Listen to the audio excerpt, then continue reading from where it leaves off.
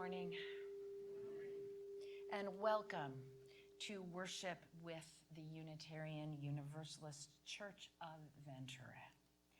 And I want to especially welcome all you efficient souls who remembered to spring forward. And Sandy and I were just speculating. We're a little bit light out here today, and I'll imagine that there are more people on Zoom this morning than usual. Oh, that's right. Oh, and you can be on time. Also, just heads up, this service is probably going to be on the longer side of ours. And so when there are people who walk in at 11 o'clock, I want us all to be very, very welcoming and kind, okay? Because it will happen.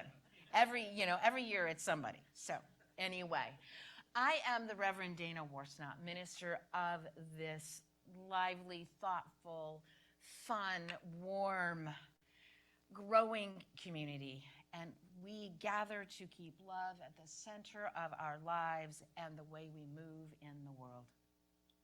It is good to be together in all the ways that we can be together now. No matter how you got yourself here and into our sanctuary, driving, cycling, wheeling, zooming, stepping with care, or limping a little bit, or with twinkling heels, we are so glad you are here and we get to be together.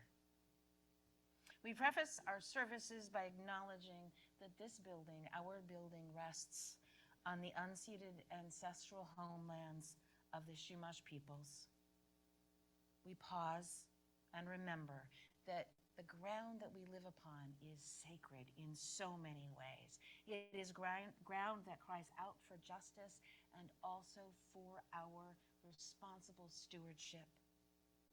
And in so remembering, may we find, indeed, the courage to do our part, to restore wholeness to the earth and to all her peoples. A few quick announcements. Camp de Veneville Pines is the Unitarian Universalist camp up in the San Bernardino Mountains. It is a holy place to so many people. There are a whole bunch of summer camps, and the registration for those summer camps opened today at 7 a.m. Why they chose Spring Forward Sunday? So that is where it is. Now, there's a family camp that I will be the minister of, and that one tends to fill up. The other camps, I don't know how quickly they're filling up, but wow, it is a great time, particularly for our kids and our youth. So look those up. They're in UUCV this week, and sign up for those. Also, we are having our Pacific Southwest Service Area Assembly in April. The dates are?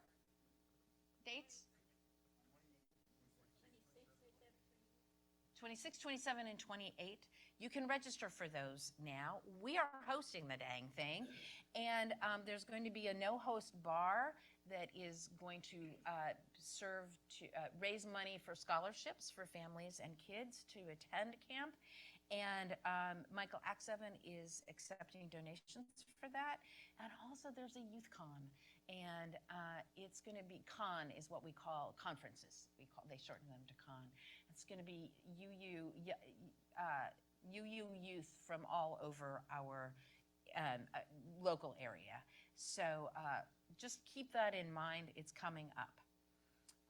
We thank those in the masking section for masking and honoring that, our protocol around that. We're trying to be welcoming and as safe as we can to all who come. And also after church, visit the television screen in Berg Hall and talk to the folks who are Zooming in, all of you who didn't spring forward or just decided it was too much. And so we can all include our Zoomers in our coffee hour for a little bit.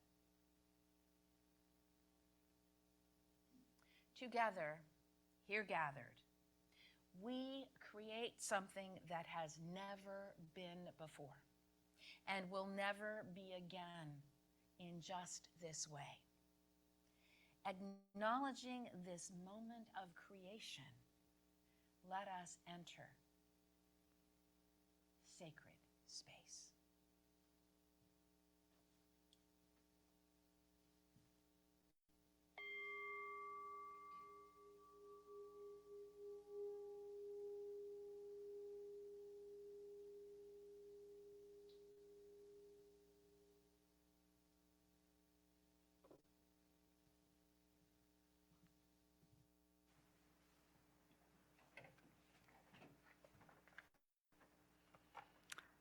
I'm Worship Associate Sandy Atkins. We invite those who are zooming in or streaming in to the service to light a candle at wherever you are, as Reverend Dana lights the candle of the chalice of our free faith here in the sanctuary.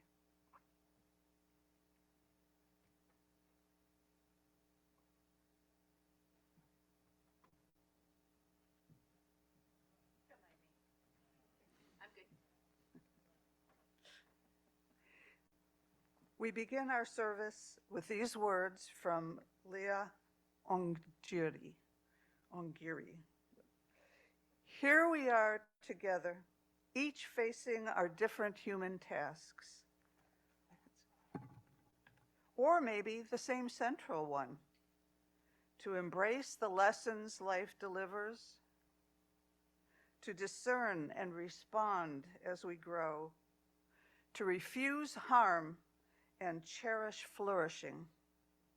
May we know ourselves as vessels of infinite possibility, holders of each other's heartaches and tales of joy alike, weavers of one story in which we each have a part. Come, let us worship together. Good morning and welcome. I'm Carolyn Bierke, and I'd like to welcome you all here in the sanctuary and online. Our opening hymn today is Morning Has Come. Please rise in body or spirit and join me in singing.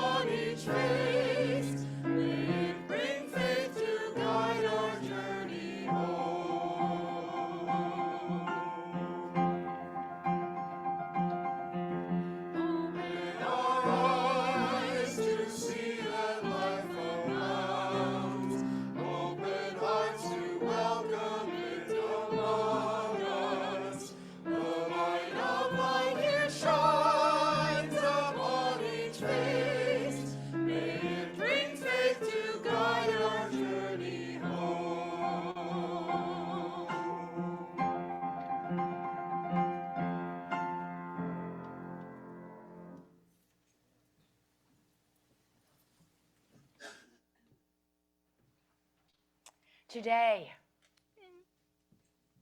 we welcome 4 new members to our church community. And we've also invited 3 who joined last year, though were unable to attend this ceremony. And so I invite you to come forward as I call your name. Gudrun will hand you this if you don't have it. Dear Gudrun. Okay, I'll hand it to you. I don't know where she's gotten herself to, doing something busy. So, because she's always doing something busy. So I invite Bob April.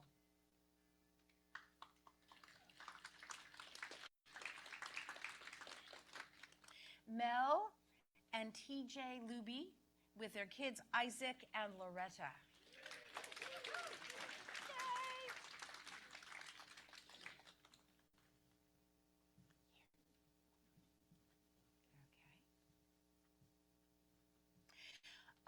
And Dominic Childress. Also, those who did join last year, but we wanted to have you be part of this. Pat and Gary Hansen. Can you come up? And Jane Turcotte. Yay. Oh,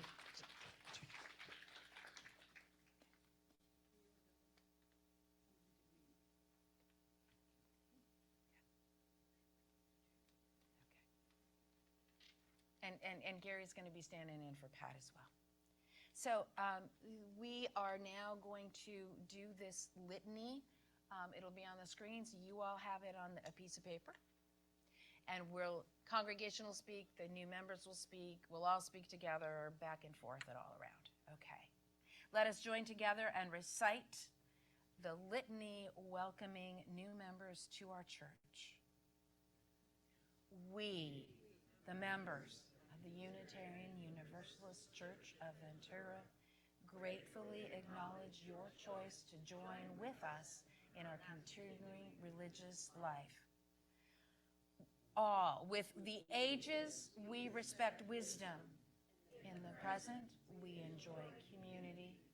For the future, we engage vision. You guys go.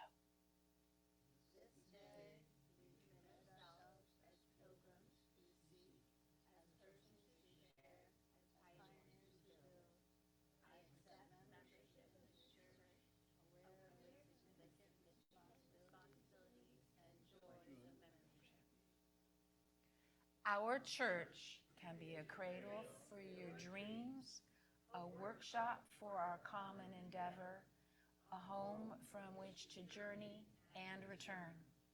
We celebrate your newfound commitment and eagerly anticipate your contributions.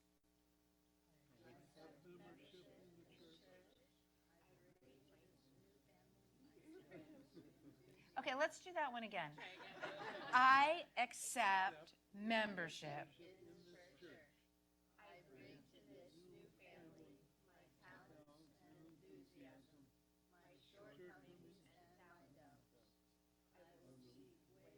Contribute and help create a loving community. We welcome you and pray that we may be deserving of this, your affirmation. We renew our covenant to seek and speak the truth in love to one another. We will support and nurture one another and share our lives' journeys in a church of shared responsibility and love. Amen. Woohoo!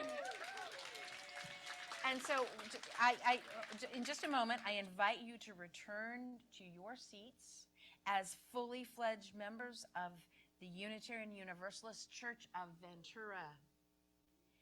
And please take a flower to symbolize this new growth in all of our lives from Gudrun Eastrom, the lead of our welcome team, as you take your place among us. Yay! And welcome.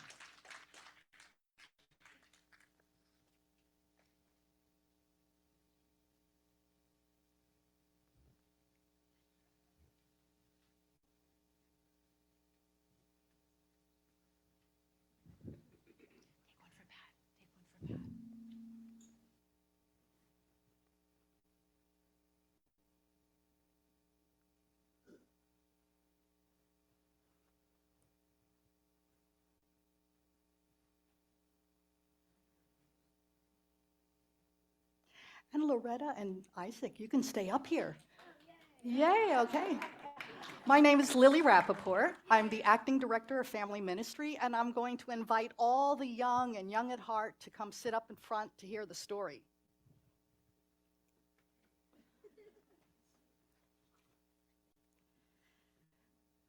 So today's story is called The Gift of a Gemstone. Once upon a time, a wise woman was passing through a forest. There among the leaves was something shiny. She wiped away at the leaves and the dirt and beheld a beautiful, large gem. You know what a gem is? Yeah. She picked it up, cradling it in her hands, feeling its weight, not just in her palm, but in her heart. My, this is beautiful, she said. And then she put the gem in her pouch and she continued on her way. Soon, she saw a figure approaching. It was a man, and to judge from his dress, a poor man. Kind and gentle lady, do you have any food to share? I have plenty, she replied with a smile. Digging into her sack, she pulled out the gem that was on top, a loaf of bread, and some pieces of cheese. And she offered the bread and the cheese to the beggar. But the hungry traveler's eyes fell upon the precious stones, and his eyes got wide at the sight of that lovely gem. Sweet lady, that is a magnificent jewel, he exclaimed. Yes, do you like it? Here, take it. And she gave the man the gem, the bread, and the cheese. And the traveler could not believe his luck. He wrapped the gem in his cloak and he quickly scampered off. And the woman started off on her way again, and she was surprised a few minutes later to hear footsteps behind her. She turned and she saw the traveler before her again, and he held out the gem. Wise woman, may I give this back to you? I don't want it. This stone is valuable, but it cannot compare to the treasure within you. The compassion, the selflessness, the ability to share without fear.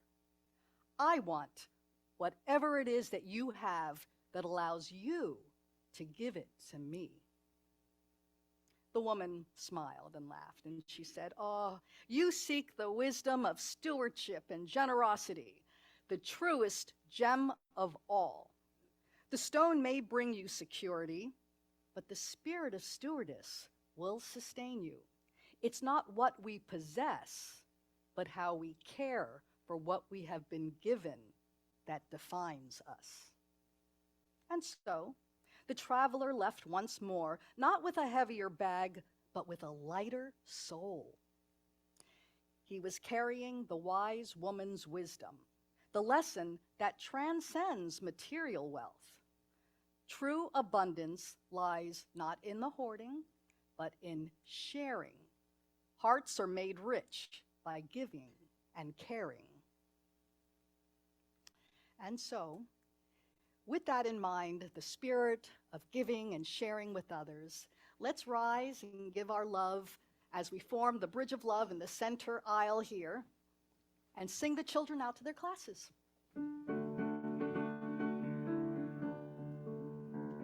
We hold you in our love as you go, as you go. May your heart be at peace as you go. To nurture the spark of your precious life. We hold you in our love as you go. We hold you in our love as you go, as you go. May your heart be at peace as you go. To nurture the spark of your precious life. We hold you in our love as you go.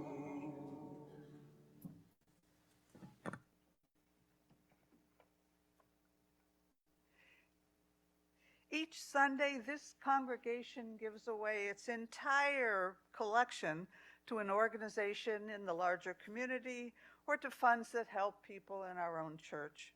Those at home have two ways to give, through the link posted in the chat or by texting from your phone the number on the screen. Folks present in the sanctuary can text to give also, or you can still write a check or give cash and then drop them in the basket at the back of the sanctuary after the service. Our offering today goes to our own Lift Up Your Voice to End Homelessness Fund.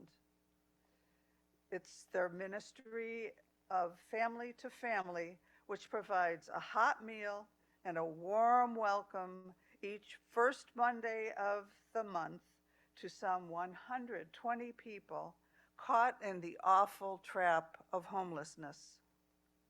They walk or bike miles to get to the dining room on the avenue, and they are hungry. They are tired and beaten down by life. Still, they greet us with a smile and thank us with such gratitude for the delicious food and for being there. They sort through donated jackets and socks and pants, toiletries, and to-go food items that we bring.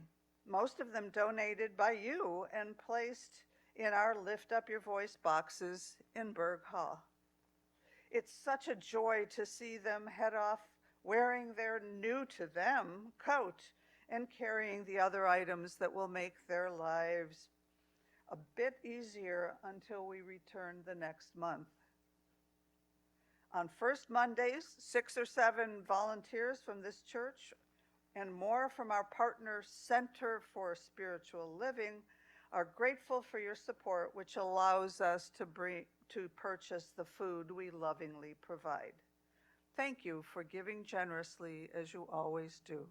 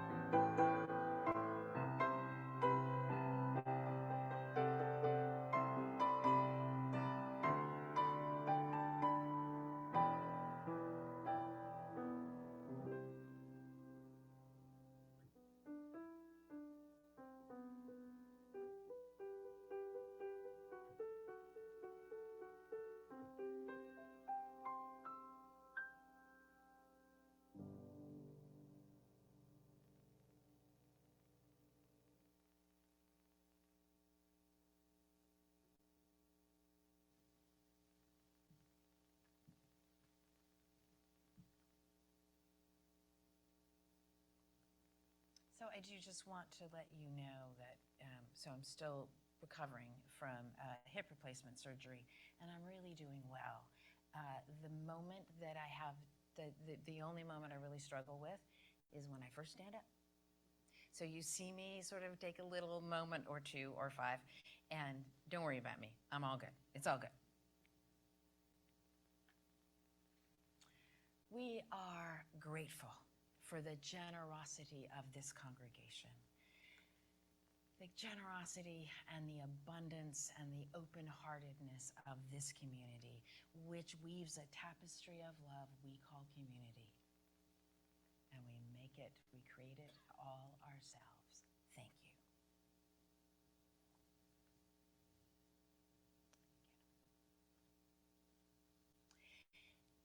A member of our church community, Vi Escobedo, died on March 2nd after a short illness. She had moved to San Luis Obispo just a few weeks ago to be nearer to family, and all of her family was able to visit before she died. Vi was an enthusiastic lover of life and will be very much missed. The family plans to hold a service over the summer, and we'll get more information about that when they have it planned.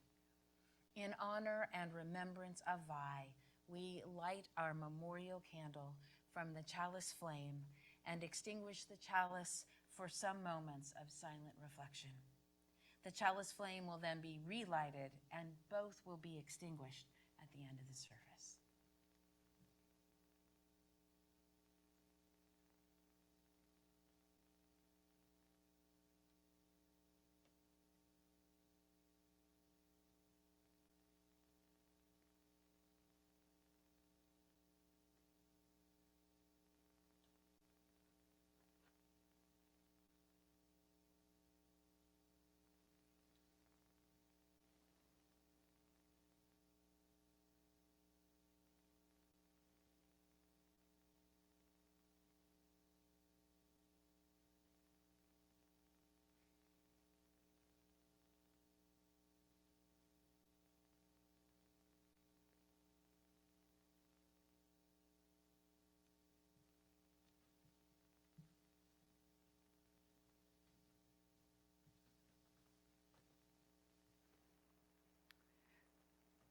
Now is the time in our service when we hold up the great joys and sorrows that grace our lives.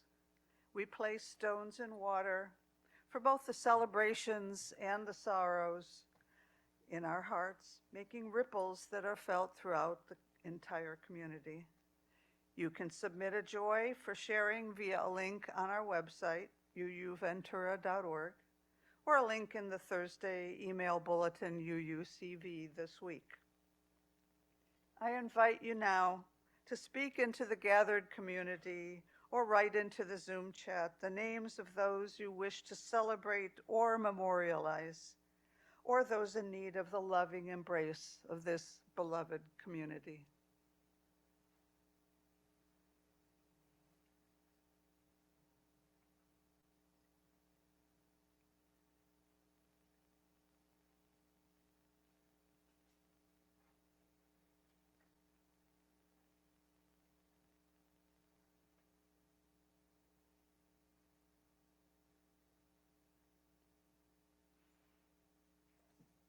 Maureen will now place one final stone in the water for all the joys and sorrows yet unspoken in the silent sanctuary of our hearts. May we be truly grateful for all that is our life.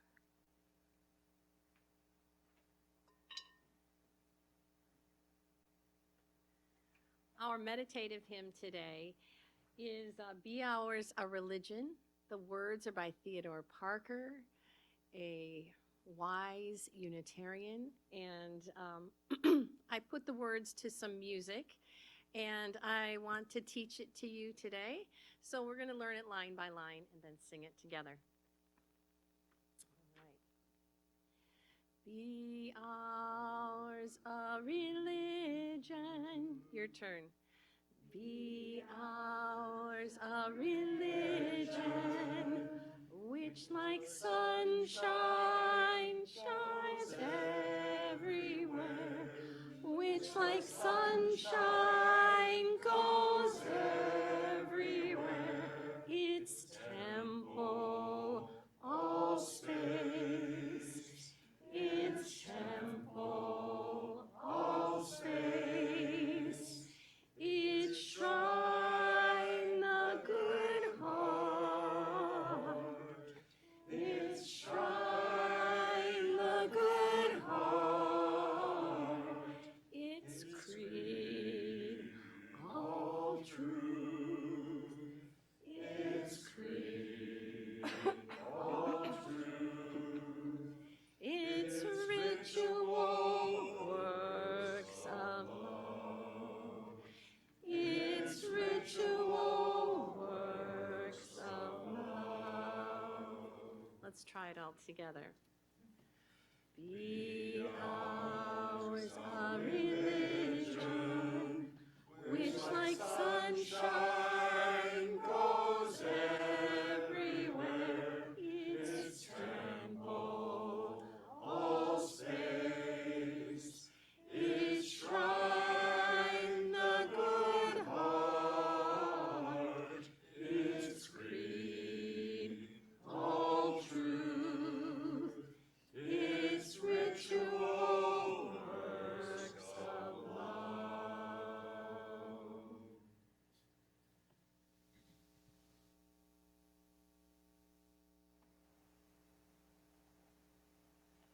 I invite you now into a time of meditation. Close your eyes if you wish. Place your feet on the floor and feel Mother Earth. And breathe. Let your breath fall into a natural rhythm. Feel each other and be comforted.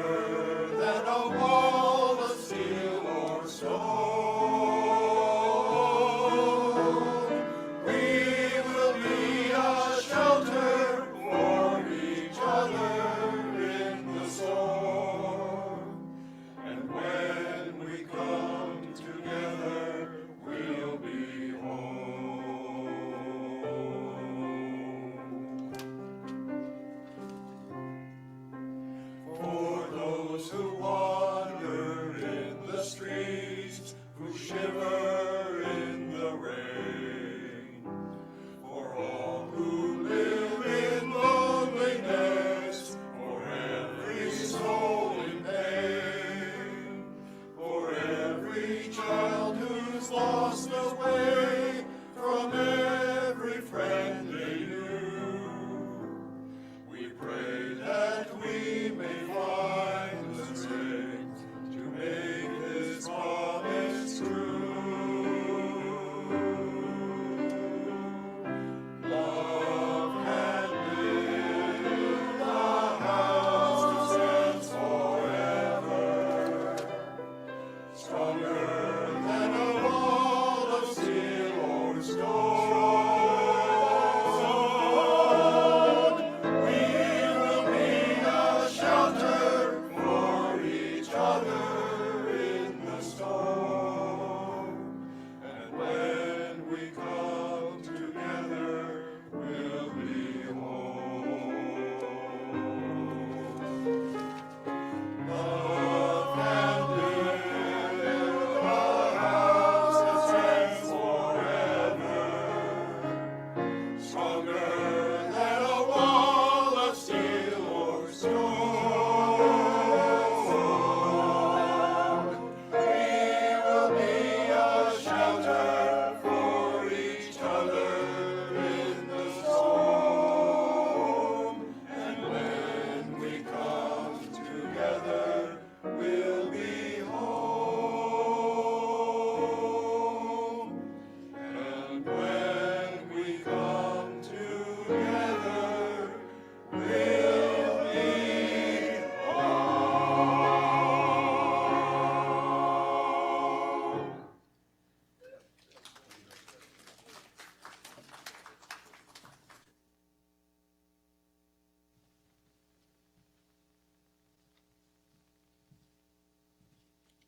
Wow. That just took my whole body. Just did this up well thing. Thank you.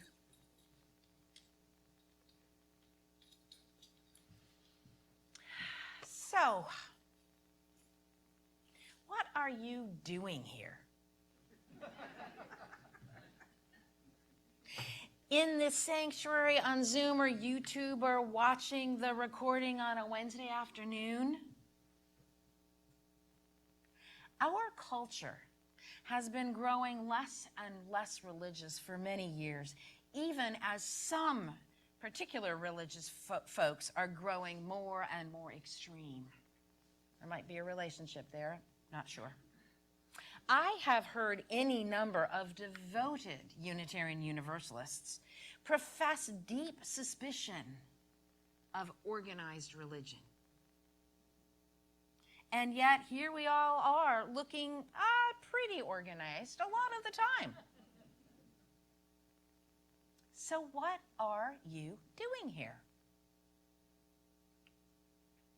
And why is it that you give of yourself, your time, your talent, your treasure to this pretty organized religious institution?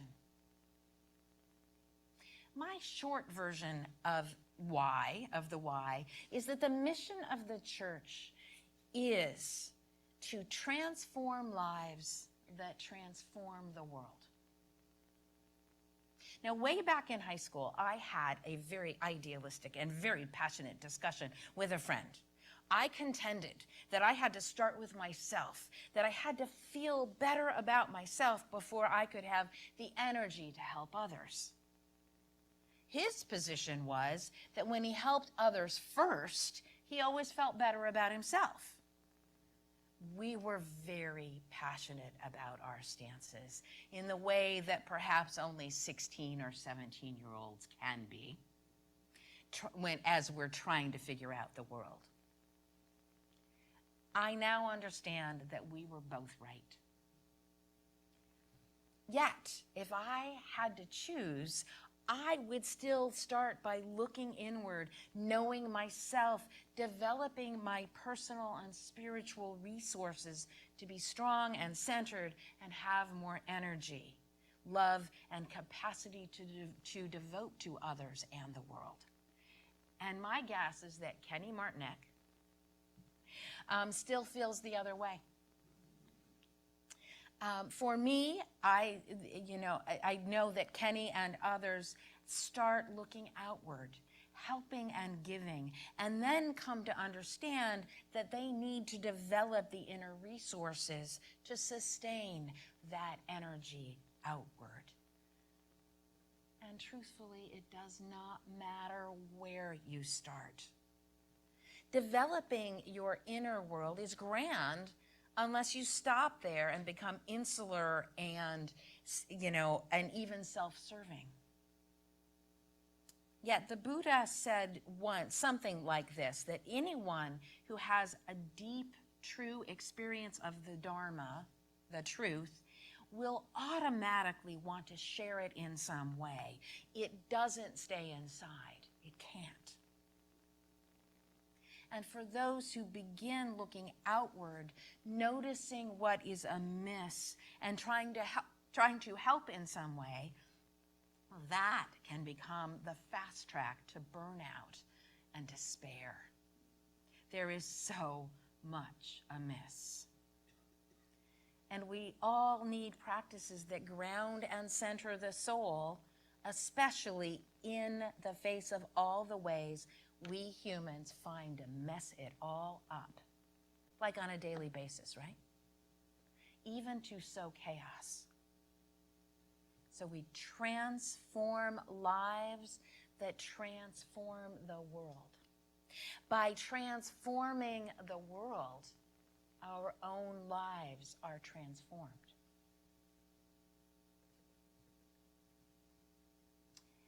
It doesn't matter where you start. At its best, it becomes a self-sustaining circle. One of our values that is articulated in our vision of our principles is transformation. The wording is, we adapt to the changing world. We covenant to collectively transform and grow spiritually and ethically. Openness to change is fundamental to our Unitarian and Universalist heritages, never complete and never perfect. We gather together because we need each other, always. We can be a shelter for each other. We can be a shelter for each other. And it seems we need each other. It seems most especially so in these unsettled times. As poet Marge Piercy tells us in strong language, as individuals, we are on precarious footing. She would probably say we are doomed. I don't ever want to go quite that far.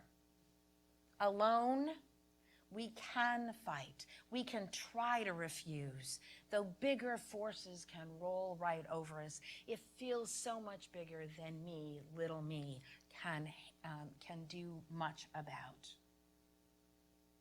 But two people fighting back to back can cut through a mob. A snake dancing file can break a cordon. Two people can keep each other sane, can give support, conviction, love, massage. Three people are a delegation, a committee. We know something about those. Three people are a delegation, a committee, a wedge. With four, you can play bridge and start an organization, and so on and so on. This is why I'm guessing that most of you are here. If the words, even as the words and even if the words church and religion get stuck in your throat, I know that one. They used to for me too. But then this faith and its congregations changed my life, transformed me. And that is why the church is here, has been from the beginning, I don't know how many here still remember that members of this church were deeply involved in establishing Planned Parenthood here in Ventura County. Indeed, its first director was a member of this congregation. And that was all back when the congregation met at the Terry House up on the hill, before anybody knew that we would land on Ralston Street, just a block from the Planned Parenthood clinic. This church is here to transform lives that transform the world. Going on 20 years now, this congregation all agreed, even voted on it, to concentrate efforts on addressing issues of homelessness and helping our unsheltered neighbors. To focus the efforts. There was, at the time, it had felt like there were so many ideas and so many things the church was trying to do. So y'all voted to concentrate on homelessness. And thus, Lift Up Your Voice to End Homelessness was born. It's become so much a part of the fabric of this congregation that sometimes it kind of slides into the background. Yet let us not forget what you have wrought and the lives that have been transformed within and beyond the church. Lift Up Your Voice is well known in the larger community, and from it has sprung Ventura Homeless Prevention, which helps people stay in their homes when there's been an economic blip in their lives, and it has kept hundreds of people in their homes. The Moving In Project helps furnish and stock apartments for people who have been without shelter and finally qualify for some kind of housing. But what kind of house is it without a couch or a bed or kitchen supplies or even sometimes a refrigerator? We get them refrigerators. And this congregation has been serving people at Family to Family for years and years now. It's been 15 years at least that we have also held the Longest Night Memorial Service for our homeless neighbors in Ventura, which through the efforts of this church has expanded into partnership with folks in Oxnard. And for 3 years now, we've hosted twin services in both of our cities. One of the things that I have learned from watching these efforts in my time as your minister is how incredibly hard it is, once someone has become homeless, to get them back into housing. Our system has created so many barriers and tests of worthiness, as well as paperwork and just multiple offices to visit.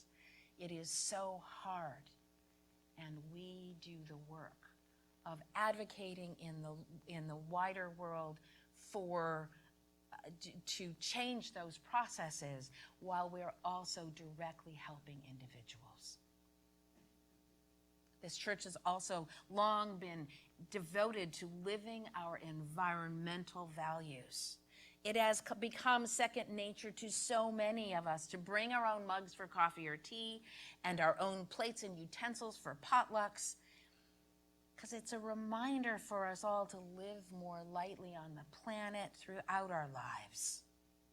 Living more fully into our value of honoring the interdependent web of all existence, honoring the great web of life with humbly, the great web of life, and humbly acknowledging our place in it. All such worthy work that you all have been doing for decades. This is one way that we live the poet's vision. 3 people are a delegation, a committee, a wedge. With 4, you can play bridge and start an organization. And all of us together can dream a million dreams and make any number of them actual reality. Or with even 3, 4, 8, 12, 100, you can have movie night and book groups and humanist seminars and women's groups and covenant groups and potlucks and pub theology. A recently formed group that helps us deepen into our shared values is the monthly gathering of the people of color who are members and friends of this congregation. This group is helping us grow more fully into our value of pluralism, for we do endeavor to celebrate that we are all sacred beings, diverse in culture, experience, and theology, and we gather together for shelter, to cherish one another, that we all may live lives that flourish. That's what we all create when we gather. I suspect somewhere in there are answers to the question that I posed at the beginning. What are you doing here? Maybe it's lift up your voice. Maybe it's a men's group. Maybe it's a covenant group. Maybe it's the environmental action team.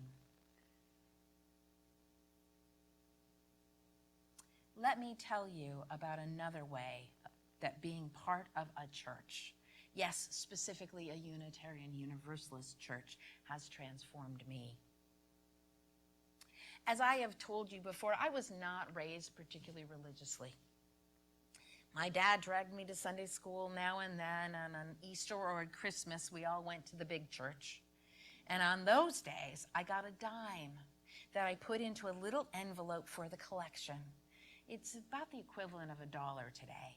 And while the words of the service went flying over my head, I would use my thumb to rub the dime through the envelope until I could see FDR's head in profile.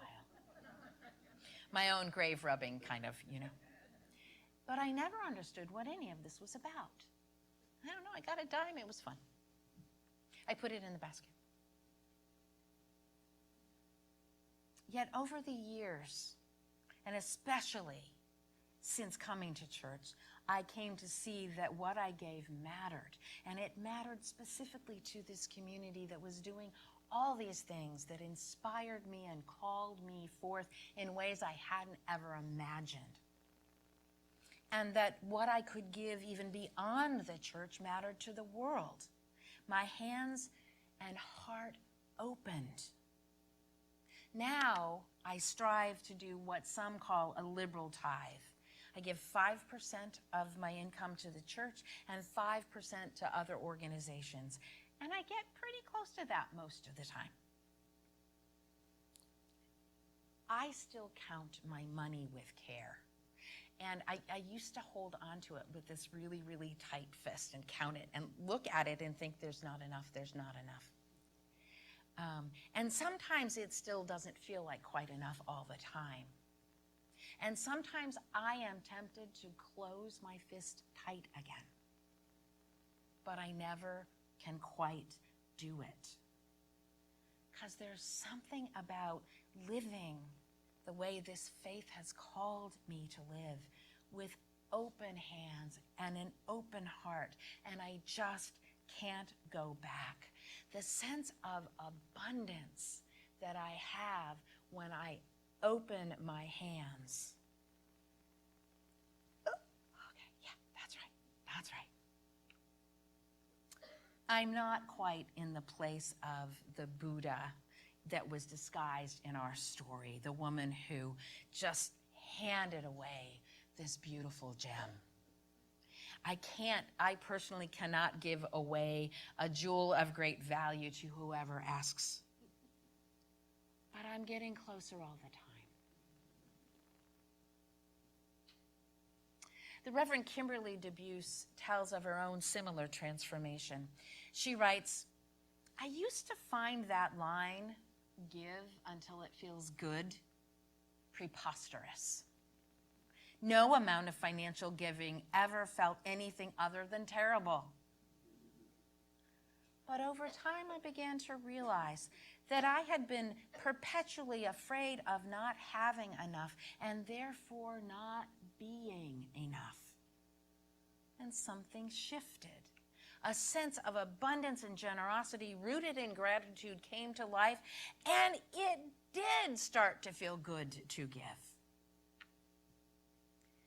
In this church, we try ever and always to keep our hearts and hands and our doors open to all who arrive in this sanctuary, in this congregation, however you find your way here, out in Zoom land and in person. We are so grateful to all who have decided to cast their lot with us, newly this day and every day. We are, as our newest members have done today. We are right smack in the beginning, the middle and beginning of our stewardship season. And there many of you will be called in the next few weeks to have a conversation about what this church means to you, how it calls to you, how it invites you to keep your hearts and hands open as we work to do the giving that sustains this church, that creates this church, and supports all that it calls forth from us. When does it start? It starts when you care to act. It starts when you say we and know who you mean. And each day you mean one more. Amen. May it be so. Please rise in body or spirit and join. Oh, I'm so sorry. Yeah, no worries, no worries. Yeah, remember that whole thing I preached about? Yeah. I gotta pray. Come on. Gotta pray, gotta pray, gotta pray. Sorry.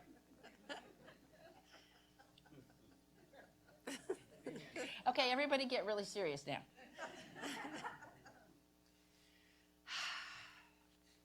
Holy beingness of many names and no name, living energy of abundance, generosity, gratitude, spirit of life which dwells within and among and beyond us this day and always. May we keep our hearts open. May we remember that we are enough. You are enough. Together we are enough. And may we continue to create the community that supports and sustains, that calls us forth, that we create together out of love, abundance, and joy. And may all those who are ill find healing. May those who are in despair find hope.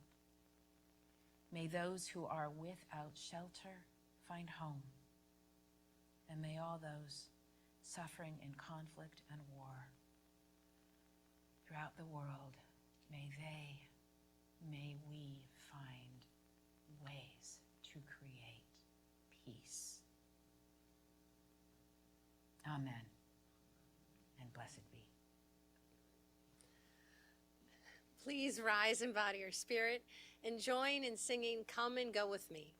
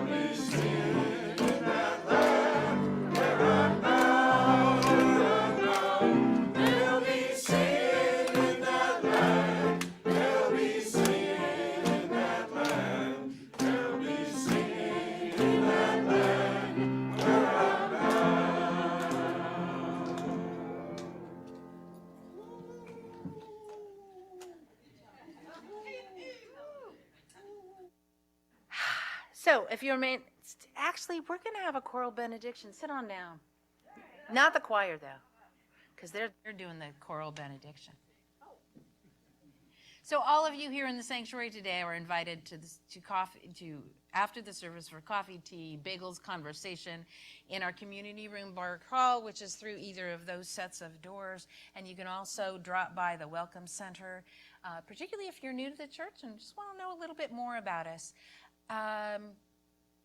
And our choir is going to offer a choral benediction to us this day.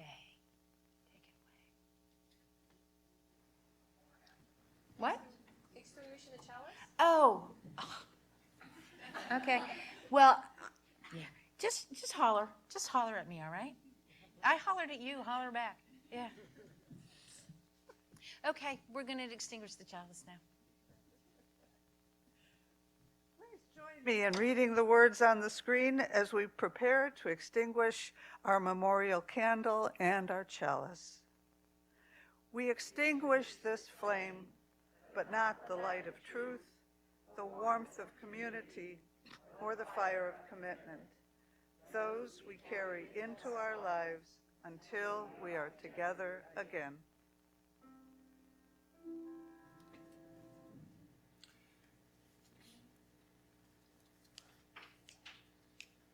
May the pool of love we have gathered here spread its wings and fly far and near, from the depths of our hearts to the farthest star. May our love bless everyone. May our love bless everyone. Go forth in love, go forth in peace, go forth with abundant enoughness. May it be so.